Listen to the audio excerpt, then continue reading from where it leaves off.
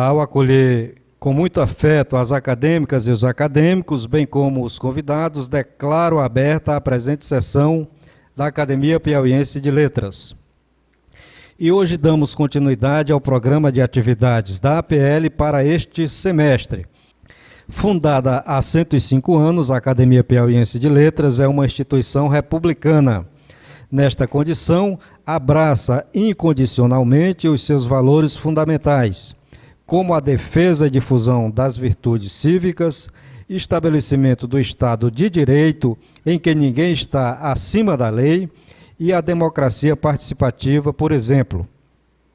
Todos estes valores e outros mais estão relacionados à igualdade e se baseiam nos princípios democráticos pelos quais todas as pessoas são criadas iguais e dotadas de certos direitos inalienáveis, dentre eles a vida, a liberdade e a procura da felicidade. Os governos são instituídos para proteger estes direitos. Embora existam diferenças nas diversas democracias implantadas ao redor do mundo, determinados princípios e práticas distinguem este tipo de regime. Entre estas distinções estão: o poder e a responsabilidade cívica são exercidos por todos os cidadãos, diretamente ou através de seus representantes livremente eleitos. O conjunto de práticas que protegem a liberdade humana é a institucionalização da liberdade. Embora respeitem a vontade da maioria, estes princípios protegem escrupulosamente os direitos fundamentais das minorias. E também a preocupação com a questão da ética na política e etc. As democracias conduzem regularmente a eleições livres e justas, abertas a todos os cidadãos. Mas as democracias, por serem abertas, nunca estão prontas em lugar nenhum. Elas precisam de cuidados diários, como se cuida de um jardim. Por isso, estamos aqui reunidos. Vivemos em um país democrático e vamos aqui e agora refletir sobre a qualidade e os rumos de nossa democracia. Para tanto, a APL e a Universidade Federal do Piauí se deram as mãos na realização deste evento que esperamos possa contribuir para a prática democrática. Nossas boas-vindas aos professores Felipe Mendes, que coordena o evento, ao professor Kleber de Deus, coordenador do Núcleo de Estudos Políticos e Eleitorais da Universidade Federal do Piauí, aos palestrantes, acadêmicos e convidados. Muito obrigado. Eu tenho o prazer de apresentar o primeiro palestrante, o professor Kleber de Deus, pós-doutor em Ciência Política do Instituto Ibero-Americano de Berlim, assim mesmo. Doutorado em Ciência Política pelo Instituto Universitário de Pesquisas do Rio de Janeiro e mestrado pela mesma instituição. Professor associado 3 da Universidade Federal do Piauí, coordenador do Núcleo de Estudos Políticos e Eleitorais, pesquisador do Programa de Mestrado em Direito e professor da graduação em Ciência Política também da Universidade Federal do Piauí. Quando eu conversava com o presidente Zósimo a respeito desse, vamos dizer, desse simpósio, era um pouco para trazer essas discussões de temas tão fundamentais no momento em que o Brasil passa. Tá? Então, temas como democracia, fake news, esse sistema político brasileiro, a segurança da urna eletrônica, tantos e outros temas, eles são bastante correlatos. E professor Felipe, eu vou começar por uma discussão, talvez trivial, mas tentar buscar assim, alguma relação, uma correlação, se é possível estabelecer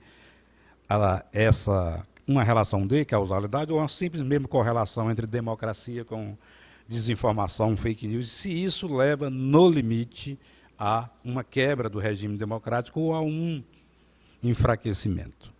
Esse é um tema, não é um tema brasileiro, é um tema mundial. As nossas instituições políticas e representativas e tantas outras passam por um total processo de deslegitimação ou falta de credibilidade. Estudos empíricos por diversos estudiosos no mundo afora, por exemplo, uma grande pesquisadora americana de Harvard, Pippa Norris, ela salienta isso, que esse processo, vamos dizer assim, de erosão das instituições, ele vem sendo provocado desde pelo menos a década de 80 e tem se acirrado com a ascensão de um poder em relação aos outros. E esse poder, em geral, ele é centralizado, e aí uma das teses que levantam é que o constitucionalismo nos países democráticos, eles têm sido literalmente afetados pela interferência de um poder cada vez mais sobre o outro. Tanto que há um livro de uma autora chamada Helmike Gretchen, que estuda as cortes na América Latina. E tentando estabelecer essa relação com o que se chama de fake news, estava preparando essa palestra também para um pouco falar dessa temática, que aí é um tema que também não é novo, né? Sempre existiu essa questão de desinformação, mas o ponto é relacionar com a questão democrática. Se isso pode, de fato, ter alguma relação que leve ao enfraquecimento dessas instituições. Então, um ponto inicial é discutir o que é que a gente chama de democracia, porque um dos problemas dos livros é não definirem isso. Democracia é o governo do povo, com o povo, para o povo? Tá. Na verdade é e não é. Tá? O fundamento talvez seja esse, mas o povo não exerce poder. No sentido de tomar decisão, quem tomar decisão são os gestores, os grupos de interesse, de pressão e lobby, que estão lá estabelecidos nos congressos, nos parlamentos. Tá? Então, e democracia, professor Felipe e poeta Zósimo, essa é uma discussão que é um ideal. Tá? Quando a gente se refere à democracia, nós estamos falando de uma coisa que só existe, tal qual como nós pensamos, a partir da Segunda Guerra Mundial, mais ou menos em 30 países do mundo. Que eu estou dizendo que a regra no mundo não é a democracia.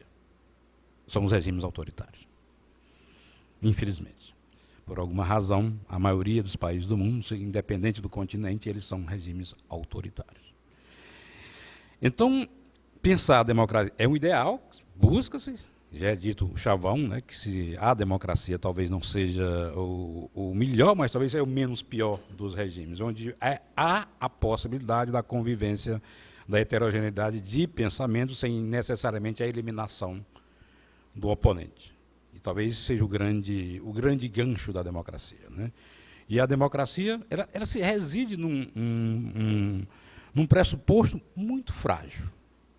Para além dos arranjos institucionais que são parlamentarismo, semipresidencialismo, presidencialismo, etc. A democracia, como diria um grande autor democrata que estuda a democracia, já faleceu, estudava a democracia, as cortes constitucionais pelo mundo afora, ele dizia, olha, a democracia ela só suporta um axioma bem pequeno. É que quando os custos da repressão excederem os custos da tolerância, a democracia ainda se mantém. O que está dizendo? Enquanto mais caro for matar do que suportar, ainda a democracia sobrevive. Mas quando se perder isso de vista, isso é um Robert Dahl, um dos grandes teóricos da democracia no mundo. Essa democracia não subsiste. Ela vai desaparecer. Então, suportar ainda no limite, quando os custos de suportar forem maiores, aí é complicado. Surge esse fenômeno de fake news, professor Felipe, que ele é extremamente vago. O livro do Paulo Brasil Menezes tenta discutir isso através de metodologias de regulação e de responsabilização, que é um tema que, na verdade, é como se dissesse assim, bom, surgem o debate, no fundo, sobre democracia e fake news, esse sistema político vai tratar de uma questão central. Tem que ter um órgão regulador que vai estabelecer o que é verdade, o que é desinformação e o que não é. E este órgão teria a prerrogativa ou a função de claramente estabelecer limites para que não se suportasse mais a intolerância. Tá? E aí é o grande problema. Como é que nós vamos definir o que é tolerante, o que não é intolerante? Sabemos que há casos extremados que nós podemos, regimes que já existiram no mundo afora, como o fascismo, comunismo e os totalitarismos, sejam de direita, seja de esquerda, para usar essa categoria também um tanto quanto que vaga e imprecisa, na maioria das vezes, mas é preciso atentar para isso. Tá? Então, esses regimes existiram, inclusive no nosso Ocidente, tá? Principalmente no Ocidente, e a questão da desinformação, ela sempre esteve presente. Não começou com o Trump, não começou com a campanha, nem agora, recentemente. Então, a ideia é que se regule a desinformação, que isso não é bem detalhado, e que tenha esse monopólio de instituição por um órgão central do Estado que vá coibir esse tipo de informação. E aí é onde está o grande perigo para se pensar a questão democrática. Democrática pensada no sentido aqui de uma inclusão e de uma participação, a não proibição de que setores diferenciados, de associação de liberdade de expressão, etc., etc., e que possam participar livremente do processo democrático e que sejam responsabilidade pelos chamados excessos que algum grupo venha a cometer. O grande ponto é como é que nós vamos pensar essa questão delegando esse poder, e aqui eu vejo o presidente Carlos Douglas, da Comissão de Direito Eleitoral da OAB, que isso é um tema muito caro nas eleições deste ano.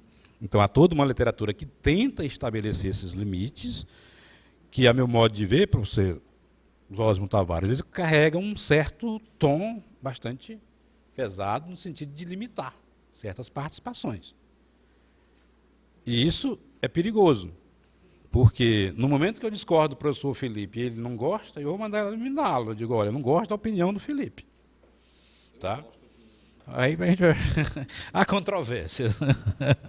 Então, ele chega a esse ponto. Então, se não tem a controvérsia e a heterogeneidade do pensamento, isso limita. E o grande problema das fake news, eu nem gosto nem do termo, que é um termo que a gente importou e jogou acriticamente no debate brasileiro, principalmente pela questão da descentralização da informação. Tá? Então, desagrega setores, uma indústria, a gente falava da indústria da revolução na área, vamos dizer assim, da comunicação, das publicações, mas isso tira o monopólio de certos setores. E passa-se, então, a dizer que quem tem uma fonte alternativa não é verdade. E aí a grande discussão que isso está imbuído de uma certa perspectiva orientadora do que quer dizer isso. E isso é produzido nos grandes centros, nas chamadas grandes universidades do mundo afora, americana, alemã, etc., e é literalmente jogada para dos nossos países, para as nossas universidades, e muitas vezes sem uma reflexão mais aprofundada sobre essas questões. Então, proliferam-se livros, são dezenas e centenas de livros que saem rapidamente, mas com um argumento de fundo, que é muito fácil de identificar. Tá? Então, tanto é que, olha, as democracias elas não morrem mais por golpes de generais, mas sim por enfraquecimento de instituições, etc., etc. E aí passa a descentralizar da voz, aí eu gosto de usar muito essa expressão, eu digo assim, dê voz aos bárbaros. Por que os bárbaros não podem falar se os bárbaros tiverem limites institucionais para que eles não possam ultrapassar? Tá? E isso é uma frase que foi cunhada muito lá, professor Zósimo, pelo Humberto Eco. Né? Então, a internet deu voz aos imbecis. Fecha aspas. Né? Então, eu tenho muita cautela com isso, porque isso pode gerar uma centralização enorme de poder num órgão, seja qualquer ele que o Estado venha a designar este órgão, para controlar o fluxo de informação. E se não tem isso, pegarmos um critério de dar o seu limite à participação, ou à discussão, ou essa enorme gama de pensamentos que estão dispersos na sociedade, começamos a dizer que esse regime não é mais democrático. Porque aí falta o elemento central da participação. Imagina que esse sodalício econômico se tivesse apenas pessoas que pensassem de uma única maneira. Tá? Eu lembro do professor Fonseca que a gente, às vezes, tivemos bons debates na universidade, eu digo, agora, é um debate sempre amigável no sentido de mantermos esses limites no respeito mútuo. Eu acho que esse é o ponto que a gente tem que tentar entender. Olha, as instituições nossas, de fato, passam por processos, não é agora, de enfraquecimento. Os atores precisam ver um como o outro como legítimo. O meu grande ponto é isso. Olha, é legítimo ter um posicionamento X, K ou Z. Um órgão não pode vir dizer a verdade é essa, está posta de uma vez por todas. Eu vejo hoje como um grande problema no Brasil que está acontecendo. E se persistir esse padrão, para depois dessas eleições, que eu acho que a tendência é de, professora Fides, desse processo que chamam de a expansão do poder judicial no mundo. Há um livro de 2 pesquisadores americanos, desde a década de 80, que dizem, isso vai aumentar, não vai diminuir. E esse poder, eles falam notadamente das cortes constitucionais, da constitucionalização de todo e qualquer aspecto da vida social, uma regulamentação das atividades da sociedade civil. Isso começa até porque o Estado começa a controlar todo e qualquer passo, tá? A serviço, naturalmente, de determinados interesses econômicos e políticos.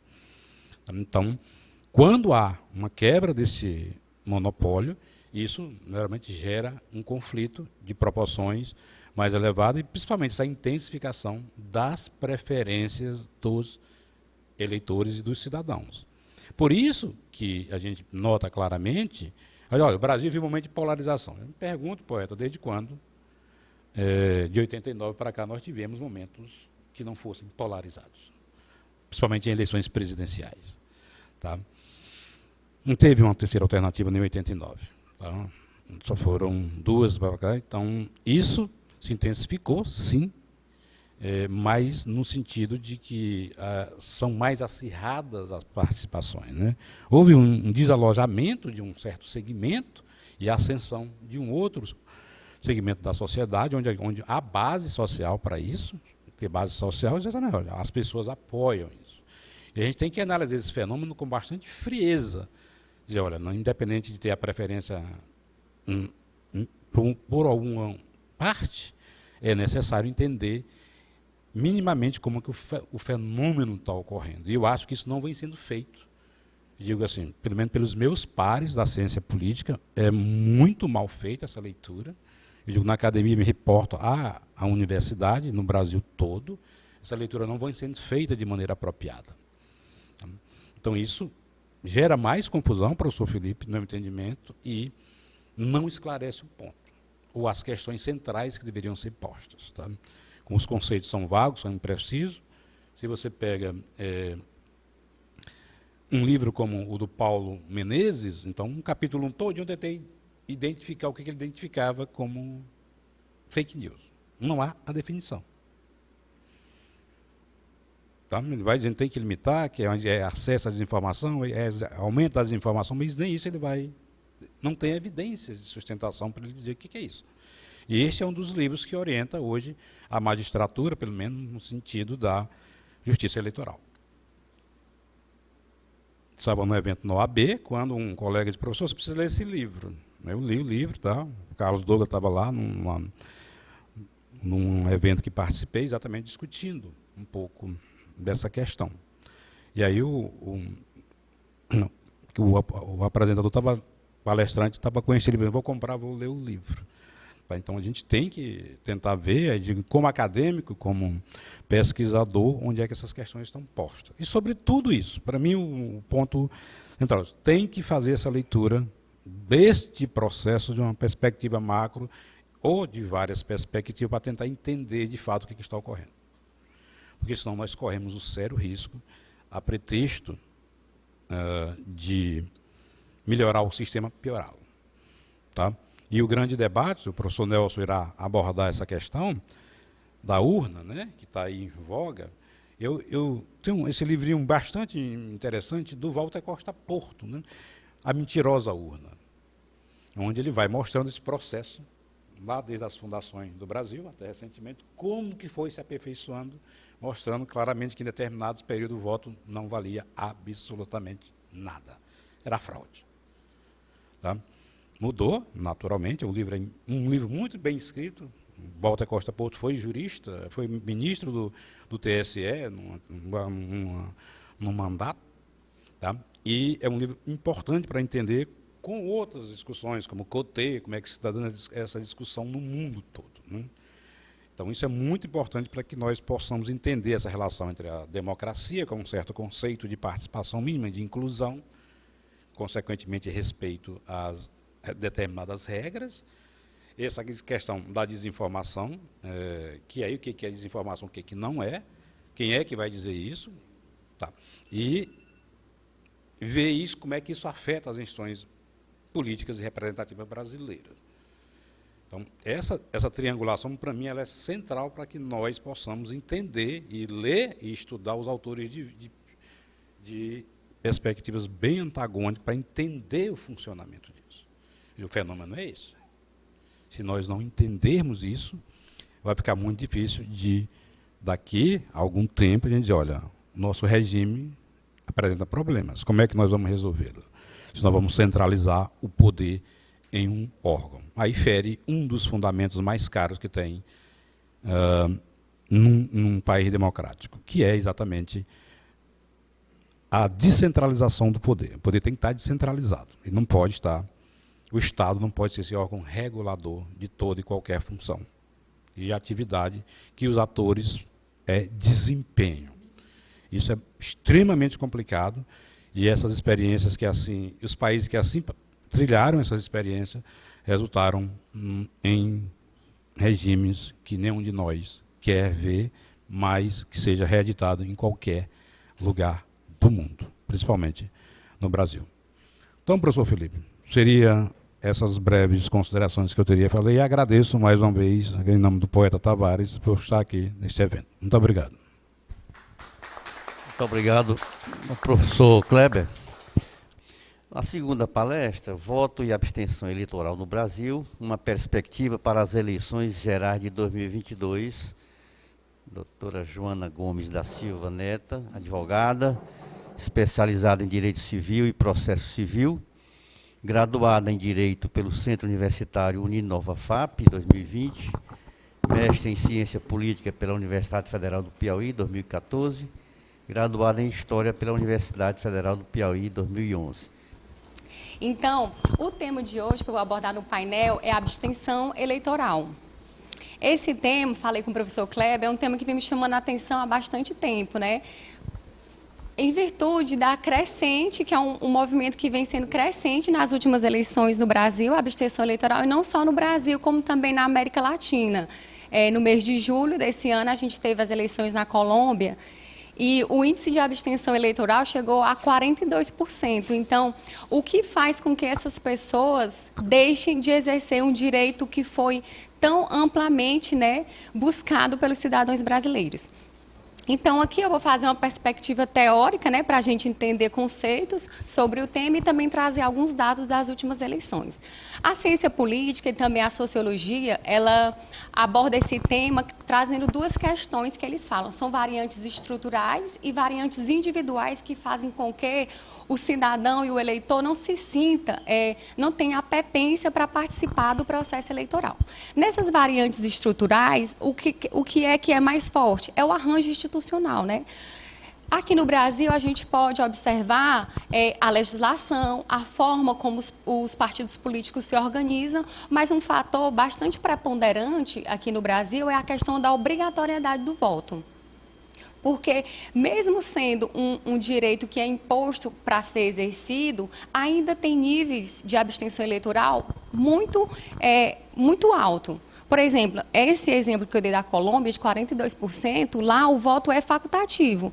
Então, não é um fator que é preponderante lá, mas aqui as faixas onde tem a maior índice de abstenção eleitoral é justamente onde o voto é facultativo, que é 16 até 17 anos e os acima de 70. Nessas faixas etárias, como o voto é facultativo, o maior índice de abstenção é visto dentro dela. Então, essa variante estrutural, que é uma coisa que é fora do cidadão, é um sistema que impõe isso. Então, dentro dessas variantes estruturais, a que eu vejo mais forte aqui é a questão da obrigatoriedade do voto. Aí, partindo para a análise das variantes individuais, que são o quê? As características socioeconômicas, políticas e de educação do indivíduo, o que é que leva esse indivíduo a participar do pleito eleitoral? Aí, lá no dia da eleição, depositar seu voto na cabine eleitoral. O primeiro aspecto que tanto a sociologia como a ciência política elenca é a questão da renda e da escolaridade. Quanto mais renda, pressupõe-se que mais poder cognitivo, intelectual e mais entendimento sobre o sistema eleitoral ele vai ter e ele vai querer participar. Ou para mudar, né, o que não está adequado na perspectiva dele, ou para a manutenção do status quo. Às vezes a gente pensa que o eleitor vai lá só para mudar, mas, por exemplo, se a gente olha para a Noruega, que tem índices de desenvolvimento muito grande, eles vão para votar para que haja a manutenção, né? Que permaneça uma boa educação, uma boa saúde. E esse fator, que é renda e escolaridade, ele é preponderante em cada análise. Por exemplo, os dados mostram que desde a redemocratização em 88, essas pessoas, as pessoas com curso superior, elas comparecem de 3 a 5 vezes mais do que a pessoa com ensino primário. Então, é um fator bem preponderante, individual de cada cidadão, né? E, por consequência, outro fator é a eficácia política. Ou quando a pessoa sente que aquele voto que ela depositou na urna, ele teve um retorno, ela continua participando do processo eleitoral. E aqui no Brasil, o que é que a gente observa muito que acontece? As pessoas não acompanham. E por não acompanhar, principalmente os cargos do legislativo, tanto o legislativo municipal, estadual ou federal, às vezes deposita o voto e não acompanha aquele candidato. Aí o que é que acontece? Uma insatisfação. Porque, às vezes, não tem um emprego adequado, não tem uma saúde, não tem uma segurança, e ela coloca aquilo em um imaginário, a política. Quando ela não acompanhou, se aquele voto dela foi fidelizado. Por exemplo, eu pego um candidato que tem uma pauta ambientalista. Então, ao menos o legislativo, eu nem falo tanto do executivo, mas, por exemplo, o legislativo, eu tenho um deputado federal, então eu tenho como acompanhar se aquela pauta sobre o meio ambiente ele foi favorável. E se não, eu retiro meu voto e procuro um outro candidato que esteja a favor dos meus anseios. Então, esse sentimento de eficácia política, ele faz com que o indivíduo, o cidadão, o eleitor, ele participe mais ativamente. Por outro lado, obviamente, a ineficácia do sentimento de ineficácia do voto, ele faz com que o cidadão se abstenha. E isso a gente pode ver muito no Brasil, essa coisa generalizada de ninguém está fazendo nada, os políticos não estão fazendo nada. E, por outra, tem a contrapartida também do eleitor, né, de acompanhar. O interesse por política, que é um fator que está atrelado à questão de renda, né? Quanto mais você se interessa por política, quanto mais você tem conhecimento sobre, mais você quer participar do sistema, mais você quer ter gerência sobre aquele sistema. E tem um índice, professor Kleber, que é da revista do The Economist, que eles colocam, lá dentro da revista, se vocês fizerem essa busca, tem o Democracy Index, que eles colocam, eles fazem um ranking das melhores democracias do mundo. E o Brasil sempre fica ali nos finalmente do ranking. E o que ele coloca é que a nossa democracia é uma democracia falha, porque a gente não tem cultura de participação e participa pouco.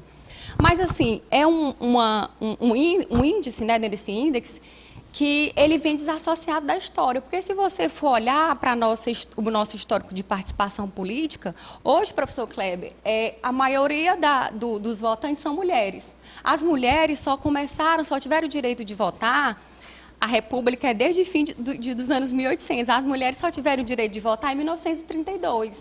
Só foi positivado em 1934, na era Vargas. E era um voto facultativo, ou seja, tinha vários outros fatores que faziam com que as mulheres não comparecessem, principalmente alguma coisa relacionada ao lar. E o nosso voto só foi igualado ao do homem em 1965, no regime ditatorial. Outro grupo que é muito grande, que também fica de fora, os analfabetos. Eles só puderam votar em 1985, eles têm pouco mais de 30 anos. Então, foram 2 grandes grupos que ficaram à margem da participação política eleitoral institucional. E aí até o senhor fala, às vezes o voto não reflete, porque como que tinha 2 grandes grupos desse fora? Aí você olha, a gente fica super mal ranqueado lá no Index Brasil. Mas tem todo um histórico que precisa ser observado e que a gente precisa mudar ao longo do tempo. E outro fator que facilita, dentro desses 4 que eu trouxe aqui, para a gente analisar o que faz o eleitor votar, é a participação em associações, tanto de bairro ou em movimentos estudantil, UNE, UBS. Então, quando a pessoa participa de um movimento desse nível, ele percebe que no ambiente micro ele consegue fazer mudanças Ah, eu sou da Uni, eu consigo movimentar, a gente vai conseguir uma gratuidade e tal. Ah, eu sou do meu bairro, eu consegui que viesse uma UBS para cá. Eu consegui que viesse uma unidade básica de saúde com o movimento dos moradores do bairro. Então, aquilo que ele faz na perspectiva micro, na sua universidade, no seu bairro, ele carrega para uma perspectiva macro e coloca aquilo dentro das instituições. Então, aquelas pessoas que já têm esse feeling para participar desses movimentos, eles participam também mais da vida política, porque eles sabem que a participação é importante para mudar. Então, esses são os fatores que a literatura política, a sociologia, a doutrina elenca como fatores preponderantes positivos para que os cidadãos compareçam na eleição, para votar na cabine. E fatores negativos. E aqui eu fiquei surpresa, professor, tem dois, que a literatura explica e às vezes a gente não quer entender. Insatisfação com a democracia. Quanto mais estão insatisfeitos, menos votam. E se a gente for pensar logicamente, quanto mais eu estou insatisfeito com a coisa, mais eu tenho que fazer algo para mudar. E não é. Os estudos, principalmente sociologia, que aqui estuda os comportamentos, eles falam que quanto mais a democracia, as instituições estão fracas, mais o cidadão fica avesso, porque ele não entende parte do sistema eleitoral, ele entende que ele está aqui, o cidadão, e está lá, o Congresso Nacional, não é ele. Ah, tem lá, sei lá, aqueles bandidos, não é ele. Tudo que está acontecendo no Brasil, economia política, não é. Ele vive no mundo como se tivesse o mundo do cidadão, a sociedade e o institucional. E que essas mudanças eleitorais que está acontecendo agora, professora Fides, de certa forma, elas estão aumentando esse sentimento. Por quê? A pulverização de candidaturas. Eu fui ver, tem uma cidade em São Paulo que eram 13 candidatos. Eu sei que quando terminou a divisão do horário eleitoral, cada prefeito fala 1 minuto e meio. Como é que em 1 minuto e meio alguém vai falar algum projeto, né? Não tem a menor condição. Aí isso distancia, deixa uma eleição mais fria. Até mesmo aqui no Piauí a gente percebe inúmeras candidaturas estaduais, federais, até dificulta. Quando tem uma candidatura, agora fala muito de polarização, mas a polarização, em certa forma, ela é bom. Você tem dois lados e você ali vai escolher e fica meio que definido. Mas é um dado que chama a atenção. Quanto mais insatisfeito, menos o cidadão participa. E o outro é a situação econômica. Quanto pior a situação econômica, também mais o cidadão se afasta. Não quer participar pelo mesmo motivo, que ele entende aquele distanciamento. Ah, eu não vou mudar mesmo, então eu vou continuar trabalhando, eu vou continuar com a minha vida aqui pacata e alguém vai chegar e vai resolver esse problema que não vai ser eu. Então, esses que eu acabei de falar para vocês são os fatores que a doutrina elenca, né, que ou aproxima ou afasta o eleitor no dia da votação. E aí eu trago alguns dados de 2018, que foram as últimas eleições gerais que a gente teve no país. O maior número de abstenção, a maior abstenção eleitoral desde a redemocratização foi vista em 1998, que inclusive foi uma eleição que foi decidida em primeiro turno. Em 2018, e de lá para cá a gente tem uma crescente. É um dado que talvez não fique muito à vista, porque ele cresce paulatinamente, ele é crescente, gradual e parece que está se consolidando. E aí, nas eleições as últimas gerais, 2018, a gente teve uma abstenção de 20,32%, que é mais ou menos 30 milhões de eleitores. Aí, às vezes, a gente está acostumado muito em falar em número. 30 milhões de eleitores é como se fosse a população, não os eleitores, do Piauí, do Maranhão, do Ceará, do Sergipe, do Rio Grande do Norte, todos juntos. 30 milhões de brasileiros disseram, eu não vou votar. A gente está falando de abstenção. Não é de voto branco, aquele que foi e não quis votar ou aquele que, por alguma causa, anulou o voto dele, que é o chamado alienação eleitoral. Eu estou falando de quem simplesmente não foi votar nessa eleição. Foram 30 milhões de habitantes. Imagine todo o Nordeste, tira o Pernambuco ou a Bahia, que são os mais populosos, pois foi essas pessoas que deixaram de votar. Aí, como é que a gente vai fazer uma prospecção para esse ano de 2022, o que é que a gente tem de novidade? Em 2018, eram 147 milhões de eleitores e essa abstenção de 30 milhões. E nesse ano, a gente teve um incremento para 2022 de quase 10 milhões. Aumentou 9 milhões e alguma coisa, vão ser 156 milhões de eleitores. E o que é que os analistas falam? Esse incremento ele se deu muito entre os jovens. tanto por campanha. Então, como se deu entre os jovens, que é um voto facultativo, e foram eles, por meio de campanha, tanto dos órgãos institucionais que foram, a gente acredita que a abstenção pode diminuir, né, por conta desse incremento. E também por conta de muitos títulos que tinham sido cancelados e que foram reativados agora para esse pleito. Mas, assim, é uma eleição bastante acirrada. E essa disputa, quando ficam bipolarizadas e acirradas, elas levam o eleitor também a participar. E aí, uma coisa que eu estava falando com o professor Kleber agora há pouco, porque muitas pesquisas, e eu até falei para ele, e aí, como é que vai ser a eleição aqui? Ele disse, não dá para saber, tá uma coisa, todo dia só uma pesquisa, vamos ter 2 governadores e tal. E aí, mais um dado que chama a atenção, que eu comentei com ele, é que o índice de eleitores que estão decididos em quem votar, não se diz, eu vou votar, estão decididos. Então, quando tem um dado desse, que os eleitores, eu já tenho meu candidato na espontânea, isso indica que o número de eleitores que vão comparecer vai ser grande. Então, mas é como diz, a ciência política é a análise de conjuntura.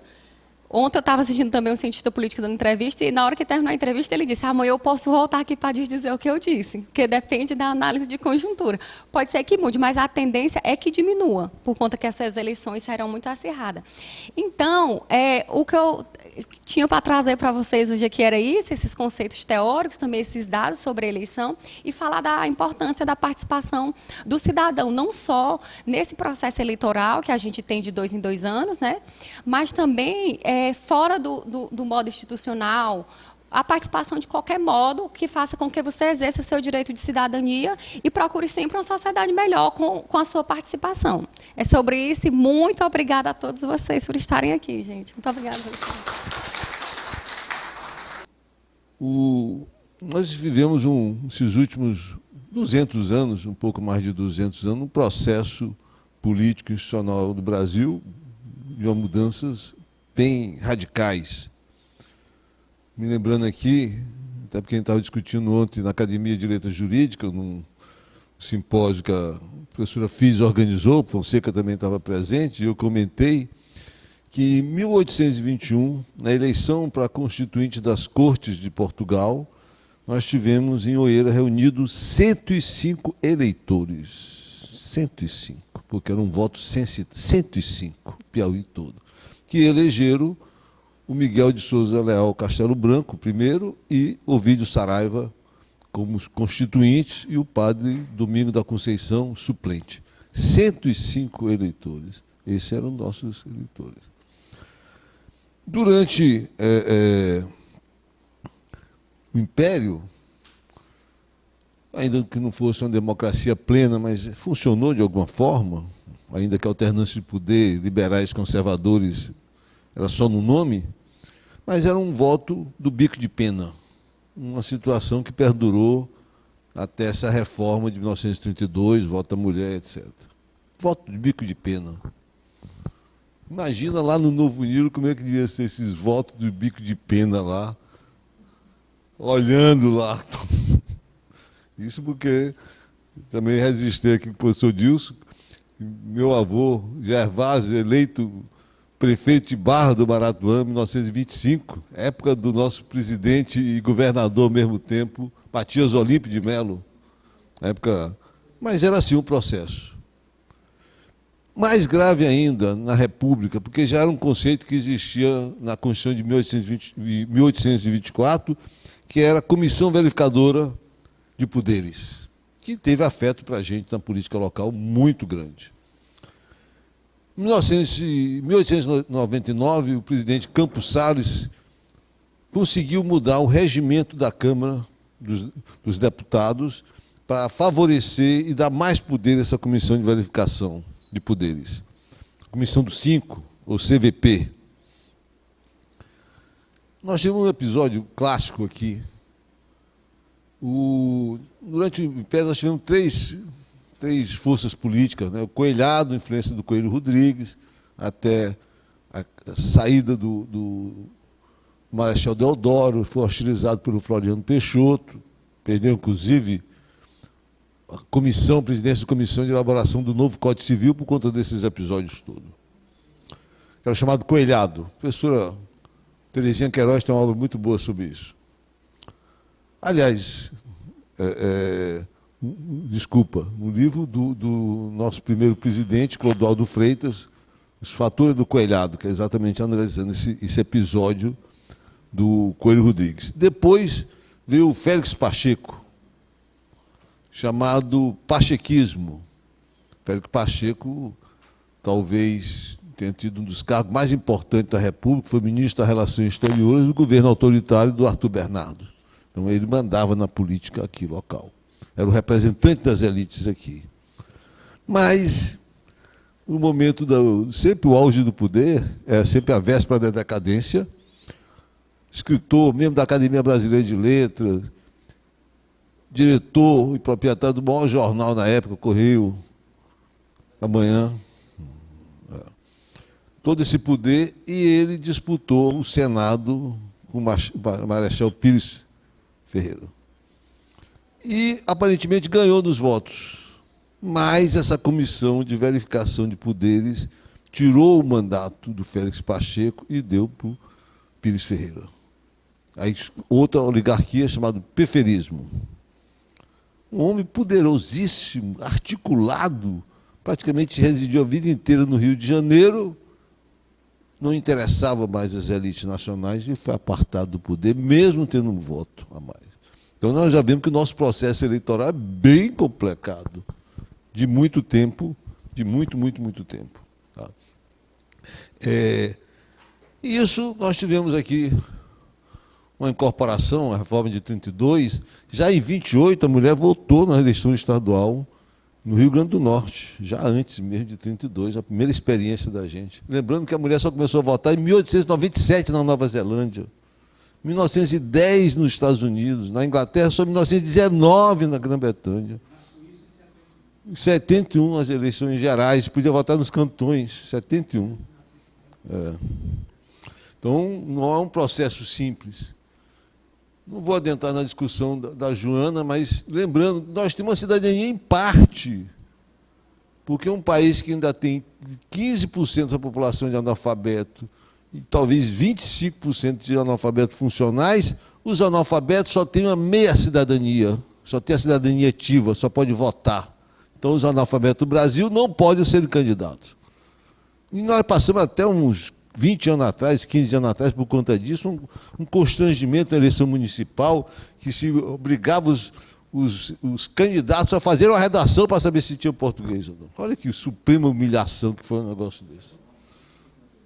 Eu tinha um parente, vou nem dizer, mas eu tive um parente que ele teve que treinar para poder ser candidato, porque ninguém sabia qual era o critério dessa alfabetização que tinha. Mas ainda nós temos ainda um processo em construção da nossa cidadania, no nosso eleitorado. Mas teve uma substância, só o fim do voto bico de pena já mudou muito. Eu me lembro da menina na eleição de 1970 no Novo Nilo, como é que era feito, como é que era a mão de vaca, como é que era a eleição, eu me lembro disso. Treinando o eleitor, tinha umas formas que você botava para ter o número, tudo. Isso é um processo que existia, faz parte da nossa vida, da nossa história. Um processo de mutação, e não faz tanto tempo, 1970, quantos anos? 53 anos, bem recente. Né? Como dizia o Juca Pirama, meninos, eu vi. Também, essa eleição de 70 é importante, o Felipe já tinha me chamado a atenção, eu também não poderia deixar aliás, desculpa aqui, eu fiz um hiato aqui. Em 1932 também veio nosso primeiro reforma da Justiça Eleitoral. Ainda que eu pesquisei na Wikipédia, omita, mas a gente sabe que o nosso João Crisóstomo, nosso acadêmico, foi uma pessoa importantíssima na construção da Justiça Eleitoral do Brasil, que é uma justiça única. Porque muitas vezes a gente chama de justiça eleitoral, mas, na verdade, talvez tenha uma série de atividades executivas que difere a justiça eleitoral tremendamente da justiça comum, justiça do trabalho, justiça federal, totalmente diferente. Porque não só tem o seu poder jurisdicional, mas também tem atividades executivas e legislativa, porque a gente sabe que grande parte da eleição se decide por resoluções do TSE. Então, resoluções do TSE ferem, de certa forma, o princípio da legalidade, esculpido na Constituição brasileira, mas é uma prática. Então, nós temos ainda a Justiça Eleitoral, uma atividade legislativa incomum no sistema judiciário brasileiro. A Justiça Eleitoral veio depois reformado em 1965, o Código Eleitoral de 65, onde iguala isso, até porque o Estatuto da Mulher Casada é de 1961 só. A mulher, antes de 61, não podia ter atividade comercial nenhuma, ela regredia para ser juridicamente relativamente capaz, como se a mulher casasse e virasse um adolescente. Um absurdo, mas era até assim em 61. Você vê que a nossa construção da nossa cidadania ainda é muito recente. Ainda tem muita coisa que nós estamos fazendo de muito rápido. E não só no Brasil, no mundo também, a gente fez esse paralelo aí. Suíça, em 1971. Então, a Justiça Eleitoral ela veio ainda do regime, uma contradição, né, porque foi criado por um regime autoritário. Na sua primeira fase não era tão autoritário assim, em 1932, mas em 1937 vem um golpe de natureza, dizem que é fascista, nazista, mas não tinha nada a ver. Na verdade, era só um autoritarismo local, mais uma versão que o Brasil teve em 1937. Então, gestão do Getúlio Vargas criou a Justiça Eleitoral, deu o voto para a mulher, mas logo depois impediu as eleições. As contradições que a gente vive na nossa sociedade brasileira. Sim, fecharam os partidos, fecharam tudo. Tiraram o poder dos municípios, bom, uma série de coisas aí. Mas essa justiça vem avançando. O Código de 65, ele é um código já mais moderno, é um código que vigência até hoje, pouco mudado, e muita modificação legislativa, mas basicamente nós temos um arsenal legislativo, o Código de 65, a Lei dos Partidos Políticos de 95, nós temos também a Lei 9.504 de 97 e, finalmente, a 12.034 de 2009. Esse é o arsenal legislativo que a gente tem na Justiça Eleitoral. Então, houve essa construção, mas ainda tinha muito problema. Eu me referia a 1970, e é significativo porque foi a maior fraude eleitoral institucionalizada no Brasil e especialmente no Piauí, e cuja vítima foi meu pai, Ezequias Gonçalves Costa, já um deputado de segundo mandato, federal, mesmo assim perdeu uma eleição. No entanto, eu me lembro dessa época, foi a época que a gente retornou a Teresina, morava em Brasília pela infância, e adolescente via as ameaças de morte que meu pai recebeu por conta desse processo, no auge da ditadura militar. Então, mapismo, chamado de mapismo. Mas meu pai, eu estava conversando com o Felipe, ele nunca passou isso. Eu vivi isso porque era adolescente, meus irmãos fora, ele jamais passou isso para um filho. Eu não me lembro dele contar uma história do mapismo, de jogar uma mágoa para um filho, como se a gente tivesse herdado, tivesse uma herança maldita. Muito obrigado, meu pai. Não passou isso para a gente. Não passou ódio, não passou mágoa. Teve sua indignação, sua luta, e não passou. Nós estamos organizando, já tinha organizado, assim que ele faleceu, um livrozinho, tem alguns textos. Estou organizando, agora hoje de manhã mesmo eu estava revisando, vou lançar próximo ano, uma coletânea dele maior, do Ezequias. Mas em 85, meu irmão Guilherme Nery Costa escreveu um artigo sobre isso, e eu vou ler só um pedacinho para explicar como é que foi o mapismo, porque é bem detalhado. Não vai ser muito longo, não. A fraude tinha 4 diversidades de modos, os quais se poderiam classificar de 4 tipos principais. O primeiro consistia no mero preenchimento dos votos brancos e nulos com o nome do candidato fraudador. Constava essa mesma grafia preenchendo numerosas cédulas. Em Floriano, para dividir os votos do João Lobo, Filadélfio recebeu o mesmo voto. Os votos que foram preenchidos e periciados foi a mesma pessoa, esposa de um deputado estadual e depois senador. Olha que coincidência, coisa linda. Perícia grafotécnica. Primeira forma. O segundo tipo foi um enxerto, que consistia em uma adulteração após apuração, com a introdução de novas cédulas e feitura de novos mapas eleitoral. Urna de 20 eleitores, por exemplo, continha 400 votos sem a devida assinatura do presidente da Junta. O terceiro tipo foi o preenchimento da cédula e dos mapas eleitorais antes mesmo da eleição.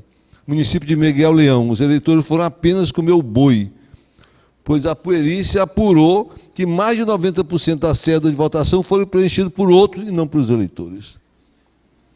O quarto tipo consistia na simples adulteração dos mapas eleitorais, computando nele como válido para determinados candidatos votos destinados a outros, bem como os votos brancos e nulos. Esse último modo de fraude deu nome à fraude 70, que passou a ser conhecido como mapismo. Mas o mapismo foi apenas uma das fraudes.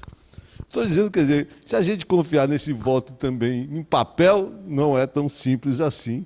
E esse episódio mostra a criatividade, que não foi só um modo, que não foi só uma pessoa, mas foi uma doença do sistema político eleitoral, basicamente do Piauí, da época.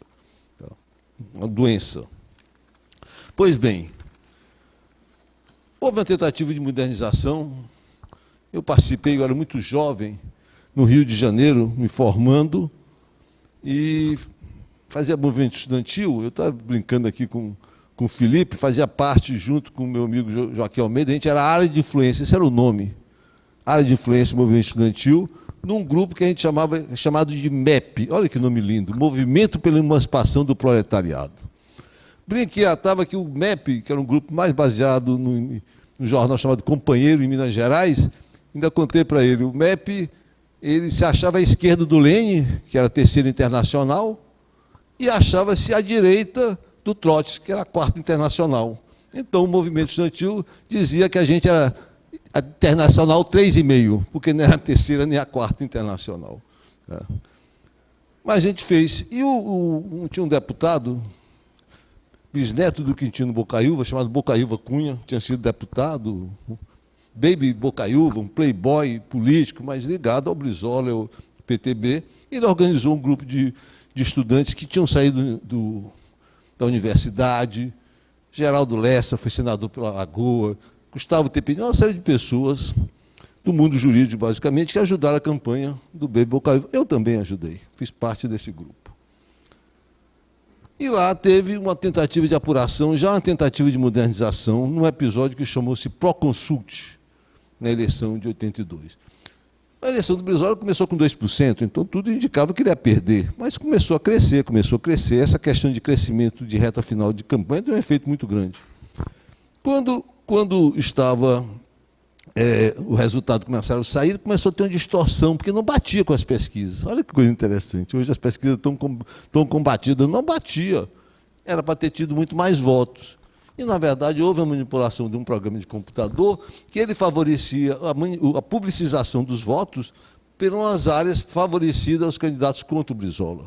Então, aparentemente, o Brizola tinha menos votos, não sei como é que ia terminar isso, mas começou a ter um protesto, o próprio Brizola, muito aguerrido, protestou, até que a campanha saiu e o Brizola ganhou a eleição que ninguém mais imaginava, que fez com que ele fosse o único brasileiro governador de 2 estados, Rio Grande do Sul e o Rio de Janeiro.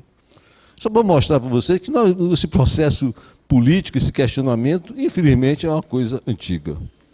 Concluindo agora, presidente, que é o meu tema propriamente dito. 3 minutinhos. Essas urnas eletrônicas, elas são totalmente, 100% lícitas ou são não suscetíveis de um mal feito, vamos dizer assim? Evidentemente que a gente sabe tecnologia, ninguém pode fazer isso. Absoluto, só Deus, né, Padre Toninho? Ninguém mais. Nós somos homens, somos falíveis. Mas a tecnologia, ela é muito avançada. Eu vou comentar rapidamente aqui algumas coisas. Primeiro, véspera da eleição existe a chamada cerimônia de votação paralela. Algumas urnas são tiradas e colocadas umas urnas, tipo uma pesquisa, onde sai o famoso papelzinho que o presidente tanto cobra das urnas. É feito isso aleatoriamente como um teste para saber se há uma distorção espalhada pelo Brasil, essas urnas. Então, é tipo uma amostragem. Há uma distornância? Seria um indício. Primeira forma de comprovação da segurança das urnas. Segunda, o boletim eleitoral. Na hora que sai o boletim, ele é publicizado mesmo por tecnologia. Então, ele registra o resultado daquela urna. Quantas pessoas votaram, o que houve? Então, também é uma forma de controle. Terceiro, a questão do software. Tá? Há, evidentemente, a possibilidade de você manipular o software ou o hardware, mas é muita segurança, um software desenvolvido pelo próprio TSE, né? Então, acho que é uma proteção maior. A cerimônia de lacração dos sistemas eleitorais é um procedimento da Justiça Eleitoral onde as pessoas vão ver o fechamento do hardware, que é a maquinazinha de votação. Outra forma de segurança.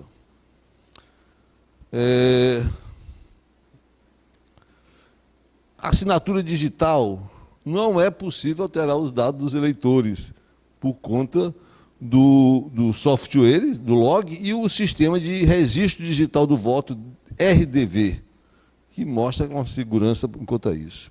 Uma sexta argumentação que os hackers, inclusive, invadiram no ano passado, o TSE mesmo foi invadido e manipulado, saiu alguns dias fora do ar, mas essas máquinas do hardware, as máquinas de voto, não têm ligação com a internet. Então, não tem como essa manipulação dos hackers alterar as urnas.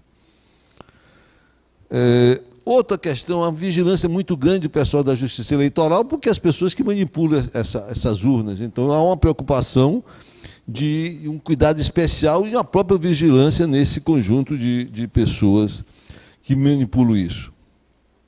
Quarto, também todo esse processo é fiscalizado pelo Ministério Público, pela OAB, por várias instituições externas à estrutura da Justiça Eleitoral para dar essa garantia de segurança.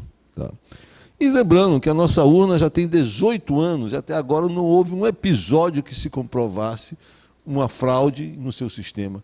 E, evidentemente, nós evoluímos bastante de 18 anos para cá no software e no hardware.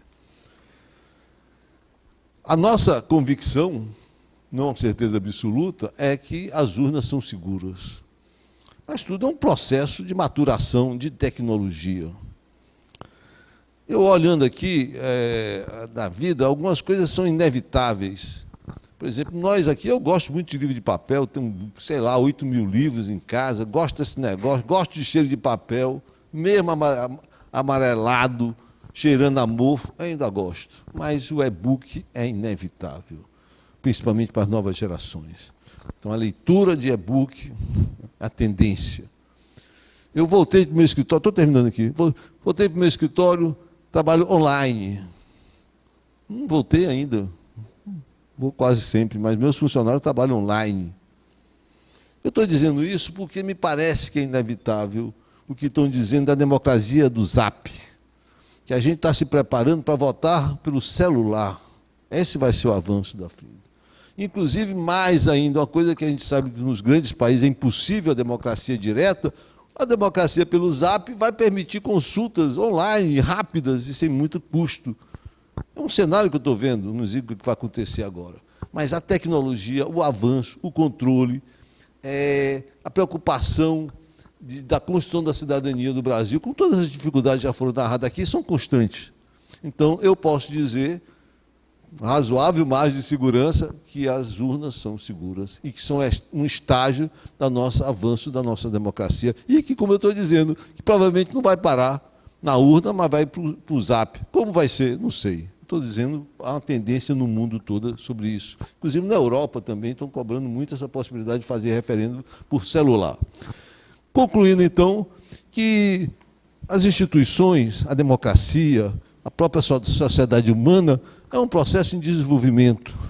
A gente sempre olha como se fosse uma fotografia parada no tempo, mas o mundo continua. É isso que eu gostaria de dizer. Há um avanço tecnológico na nossa urna eletrônica, há uma razoável segurança, porque não tem episódios contra ela até agora, mas, lembrando aí o Abraham Lincoln, né? O preço da liberdade é a eterna vigilância. Muito obrigado. Tivemos, todos viram, a oportunidade de ter um panorama sobre o sistema eleitoral brasileiro, a nossa democracia, exposta aqui, o cenário exposto com muita competência pelo professor Kleber, pela professora Joana e pelo professor Nelson Neri. Trouxeram muitas novidades e também debateram questões que estão presentes aí em nosso debate, sobretudo o debate eleitoral de 2022. Como eu disse no começo, a democracia é um sistema aberto, por isso mesmo está sujeito a aperfeiçoamentos e também a ataques. E o professor Nelson disse muito bem, a nossa parte é ficarmos vigilantes, é procurarmos contribuir. Eu conheço o projeto do professor Kleber, ele já foi em alguns municípios onde foi convidado, também os convites não são assim tão em tanta profusão não, mas ele levou para conversar com a juventude sobre... a professora Fides, a gente vem conversando aqui, em nossos cafés, já vem falando isso, olha, nós temos que tratar da educação política. Exatamente, vamos cuidar disso, porque nós temos que ver a política como um valor maior, e não como, infelizmente, a gente entende. Eu quero dizer para o professor Nelson aqui, lembrá-lo que eu venho fazendo um trabalho sobre o mapismo, que foi atropelado por outros trabalhos, mas eu tenho uma pesquisa muito importante sobre isso, e eu acho que vamos concluir agora, doutor Kleber. Fui às fontes, né, tenho cédulas da época, cópia de cédulas, naturalmente, que o TRE me forneceu. Foi uma fraude verificada, registrada em 13 municípios do Piauí. Tem o parecer do doutor Zé Lopes, que era juiz eleitoral na época. Tenho as perícias técnicas feitas pelo doutor Vital da Cunha Araújo, que me deu a cópia também. E tenho os jornais da época. Então, o material farto sobre isso. E concluiria agradecendo o professor Felipe pela coordenação do trabalho aqui da academia, ele sempre colabora. O Felipe, quando chegou aqui, Patoni, eu dei umas 2 ou 3 missões para ele não quis nenhuma. Disse, não, eu não vim aqui para fazer nada não, você devia ter dito antes, porque você não tinha entrado. Aí ele mudou, ele está presente aqui com muito entusiasmo, participando dessas atividades. Mas eu concluiria dizendo o seguinte, as pesquisas eleitorais, elas são como dor de dente, só incomodam em determinado momento. Elas só incomodam durante o período eleitoral, depois ninguém fala mais. Se fosse uma coisa que a gente levasse a sério, depois a gente ia trabalhar isso. E o regime democrático, para concluir de verdade, como dizia o doutor Nelson, o regime é democrático quando a gente pode dizer que ele não é democrático e nada acontece. Então, essa é o nosso encerramento. Muito obrigado e vamos ao coquetel. Um bom final de semana para todos.